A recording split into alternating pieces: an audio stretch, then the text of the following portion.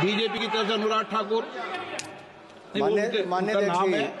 मान्य अध्यक्ष जी, पिछली बार भी जब चर्चा हुई तब भी मैंने कहा था कि कुछ लोग संविधान तो हाथ में लेके घूमते हैं, लेकिन ये नहीं बता पाए कि उसके पन्ने तक कितने हैं, क्योंकि उन्होंने कभी खोला ही नहीं। आज मैं क्योंकि ये संविधान जो राहुल जी सब तरफ दिखाते हैं सर, शायद इन्होंने इसके 2 पन्ने भी खोलकर नहीं देखे। अगर आप इसका प्रीफेस देखेंगे, प्रीफेस किसने लिखा है सर? सुप्रीम कोर्ट के वरिष्ठ अधिवक्ता गोपाल शंकर नारायण जी, उन्होंने लिखते हैं, our constitution was crafted by the finest and most emancipated minds of the time and thankfully not directed by the confused Nehruvian social policy that guided success governments। वो इनकी नेहरू जी की विचारधारा पर सवाल खड़ा करते हैं और उन्होंने लिखा है कि giants like B.R. Ambedkar, B.N. Rao, Sardar Patel, K.M. Munshi Alladi debate provisions to protect the basic freedom. उन्होंने श्रेय दिया है तो अम्बेडकर जी को, सरदार पटेल और आगे। सर इसके अगले पन्ने पे क्या लिखते हैं गोपाल शंकर नारायण, और ये इन्हीं का ही है सर, मैं नहीं पढ़ रहा हूं, जो इन्होंने हाउस में दिखाया। इसमें लिखा है, were it not for the strength of the document, Indira Gandhi would have been compelled to end the darkest episode in independent India by ending the emergency. यानी कि संविधान की ताकत थी, जिन्होंने इंदिरा गांधी जी की इमरजेंसी को खत्म किया था, तो एक संविधान की ताकत थी। और ये आपके इसके अंदर लिखा है, राहुल जी जो आप लेकर घूमते हो, कभी खोल के पढ़ो तो सही, कभी पढ़ा भी नहीं आपने।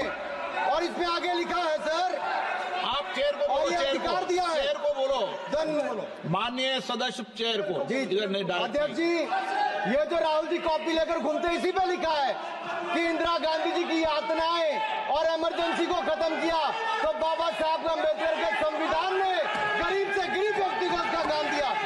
सर आप इसके प्रीफेस पे जाइए, सर आप इसके प्रीफेस के बाद फॉरवर्ड जो लिखा सर, ये भी सुप्रीम कोर्ट के बहुत बड़े वकील है, उन्होंने क्या लिखते हैं सर कि जब संविधान बना उसके बाद सर, देश आजाद होने के बाद पहले दिन से ही लेजिस्लेटिव और हमारी ब्यूरोक्रेसी सर, हमारी दोनों ने ही जुडिशरी के साथ सींग बचा के रखे, जुडिशरी को नीचे दिखाने की बात की। सर ये मैं नहीं कह रहा, ये वही किताब कह रही है जो राहुल गांधी हाथ में लेकर घूम रहे हैं। सर मैं पढ़ के सुनाता हूँ, from the earliest years itself the legislative wing and the executive wing of the state on the one hand confronted the judicial wing on the other with the accusation that they had vastly approached upon the powers not given to them but given to the executive. The then law minister on 28th October 1976 issued a strident warning to the judges of the Supreme Court and I quote, sir मैं quote कर रहा हूँ, an atmosphere of the confrontation was thought to be created by those whose duty it was to see that they did not encroach upon the field which did not legitimately belong to them. Nothing should be left undone now to ensure that such a situation did not recur. If even after the amendments confrontation continues, then I think it will be a bad day for the judiciary. ये कौन कह रहा है? उस समय के law minister कह रहे हैं। और क्या कहते हैं सर अगेन?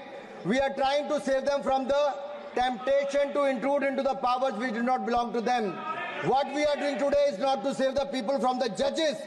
ये कह रहे हैं, we are trying not to save the people from the judges, but really enabling the judges to save them from themselves. This was said during the emergency which hit the nation like tsunami and brought about the realization the constitution could not be subverted.